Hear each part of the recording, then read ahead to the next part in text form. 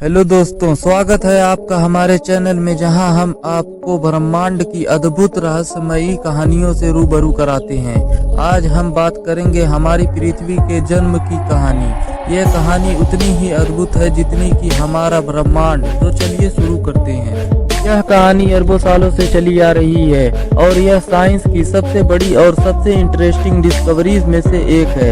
यह कहानी हमें यूनिवर्स के सबसे बड़े एक्सप्लोजन से लेकर लाइफ के सबसे छोटे फॉर्म्स तक ले जाती है। हमारी पृथ्वी एक अविश्वसनीय यात्रा का नतीजा है, एक ऐसी यात्रा जो यूनिवर्स के जन्म के साथ शुरू हुई थी। आज हम उस यात्रा को फिर से जीने जा रहे हैं, उन इम्पोर्टेंट मूवमेंट को फिर से देखेंगे जिन्होंने हमारा ग्रह बनाया। यह कहानी केवल पत्थरों और गैसों की नहीं है, यह हमारे यूनिवर्स के जन्म, स्टार्स के बनने और टूटने और अपने सोलर सिस्टम के जन्म की कहानी है। और सबसे जरूरी यह हमारे अस्तित्व की कहानी है, एक ऐसी कहानी जो हमें बताती है कि हम इस विशाल यूनिवर्स में कहां से आए हैं और हम कहां जा रहे हैं। हमारी कहानी शुरू होती है लगभग 13.8 अरब साल पहले, एक ऐसे समय से जब टाइम और स्पेस जैसी कोई चीज नहीं थी। जरा सोचो, अगर आप सोच सकते हैं तो, एक ऐसा यूनिवर्स जो एक एटम से भी छोटा है, बहुत ज्यादा गर्म और घना है। इस अनंत डेंसिटी में एक विस्फोट हुआ, एक ऐसा विस्फोट जैसा पहले कभी नहीं हुआ था और ना कभी होगा, बिग बैंग। इस विस्फोट से टाइम और स्पेस का जन्म हुआ। एक सेकंड के एक छोटे से हिस्से में यूनिवर्स बहुत तेजी से फैलने लगा, जो आज भी फैल रहा है। यह कोई आम एक्सप्लोजन नहीं था, बल्कि यह स्पेस का ही फैलाव था। हर तरफ फैलता हुआ बिग बैंग के तुरंत बाद यूनिवर्स एक बहुत ज्यादा गर्म और घना प्लाज्मा से भरा हुआ था। लेकिन जैसे जैसे यूनिवर्स फैलता गया और ठंडा होता गया, एनर्जी मैटर्स में बदलने लगी। सबसे पहले सबसे हल्के कण जैसे क्वार्क्स और लेप्टॉन्स बने। समय के साथ ये पार्टिकल्स आपस में जुड़कर प्रोटॉन्स और न्यूट्रॉन्स बनाने लगे, जो एटम के बिल्डिंग ब्लॉक्स हैं। लगभग 3,80,000 साल बाद यूनिवर्स इतना ठंडा हो गया था कि प्रोटॉन्स और न्यूट्रॉन्स, इलेक्ट्रॉन्स साथ मिलकर पहले एटम हाइड्रोजन और हीलियम बना सके। यह यूनिवर्स के विकास में एक बहुत बड़ा बदलाव था। इससे पहले एटम्स के बनने से स्टार्स, गैलेक्सी और आखिरकार लाइफ के लिए जरूरी मटेरियल मिला। बिग बैंग के लाखों साल बाद यूनिवर्स एक विशाल अंधेरे और ठंडे स्पेस जैसा था, जो ज्यादातर हाइड्रोजन और हीलियम गैस से भरा हुआ था। ग्रेविटी वह अदृश्य शक्ति है जो मैटर को एक साथ खींचती है। चुपचाप अपना काम कर रही थी। यूनिवर्स में मैटर बराबर से नहीं फैला था। लाखों वर्षों में ग्रेविटी की वजह से ये बादल इतने गर्म और घने हो गए कि उनके सेंटर्स में हाइड्रोजन एटम्स का फ्यूजन शुरू हो गया, जिससे हीलियम और भारी एलिमेंट्स बने। इस प्रोसेस में बहुत सारी एनर्जी निकली, जिससे यूनिवर्स में प्रकाश फैल गया।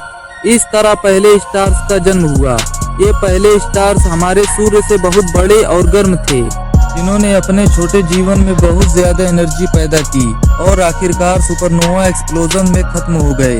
ये एक्सप्लोजन्स यूनिवर्स में कार्बन, ऑक्सीजन, आयरन और दूसरे भारी एलिमेंट्स फैलाते हैं, जो लाइफ के लिए बहुत जरूरी है। हर स्टार की डेथ ने यूनिवर्स को और बेहतर बनाया है, जिससे नए स्टार्स और ग्रह प्रणालियों के निर्माण के लिए मटेरियल मिला। असल में हम सब स्टार्स की डस्ट से बने हैं। हमारे शरीर में मौजूद हर एटम, पृथ्वी पर मौजूद हर एलिमेंट कभी न कभी किसी स्टार के अंदर बना था। लगभग 4.6 अरब साल पहले हमारी गैलेक्सी मिल्की वे की एक शांत भुजा एक विशाल आणविक बादल तैर रहा था। यह बादल हाइड्रोजन, हीलियम और पिछली जनरेशन के स्टार्स द्वारा बनाए गए भारी एलिमेंट से बना था। किसी घटना ने इस शांति को तोड़ दिया। शायद पास के किसी स्टार के एक्सप्लोजन से इस डिस्टरबेंस ने बादल को अस्थिर कर दिया, जिससे यह अपने ग्रेविटी के नीचे गिरने लगा।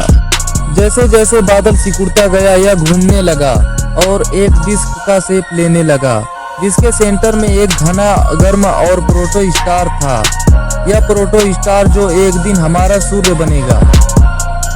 डिस्क के सेंटर में तेजी से घूम रहा था और गर्म हो रहा था। लाखों वर्षों में इसके कोर का तापमान और डेंसिटी इतना बढ़ गया कि हाइड्रोजन फ्यूजन शुरू हो गया। इस तरह हमारा सूर्य एक स्टार के रूप में जीवित हो गया। इस बीच सूर्य के चारों ओर घूम रही डिस्क में डस्ट और गैस के पार्टिकल्स आपस में टकरा रहे थे और चिपक रहे थे। धीरे धीरे ये छोटे पार्टिकल्स बड़े पीस में बदल गए, जिन्हें प्लैनेटसिमल्स कहा जाता है। लाखों वर्षों में प्लैनेटसिमल्स ग्रेविटी की वजह से आपस में टकराते रहे और जुड़ते रहे, जिससे प्लैनेट्स का निर्माण हुआ। जरा सोचो कि अगर आप 4.5 अरब साल पहले टाइम ट्रेवल करके उस समय की पृथ्वी को देख पाते। आप जो देखते हो आज हमारी पृथ्वी से बिल्कुल अलग होता। प्रारंभिक पृथ्वी एक आग और कायों से भरी दुनिया थी, जो हर तरफ पिघले हुए लावा के समुद्र से ढकी हुई थी। इसका वायुमंडल पतला और जहरीला था, जो हाइड्रोजन, हीलियम, मीथेन, अमोनिया और जल वाष्प जैसी वल्केनिक गैस से भरा हुआ था। युवा पृथ्वी पर उल्कापिंडों और एस्टेरॉइड्स की लगातार बारिश हो रही थी।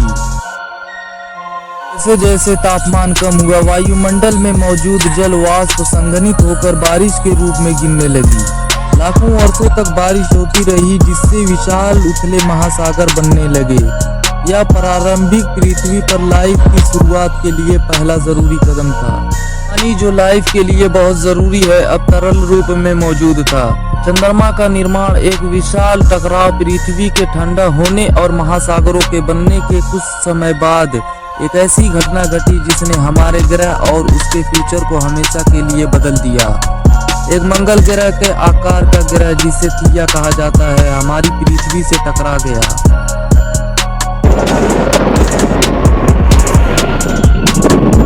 यह टक्कर इतनी जबरदस्त थी कि इसने दोनों ग्रहों को पिघला दिया और अंतरिक्ष में बहुत सारा मलबा फैला दिया। यह मलबा पृथ्वी के चारों ओर घूमने लगा। समय के साथ ग्रेविटी की वजह से यह मलबा आपस में जुड़ने लगा, जिससे चंद्रमा बना।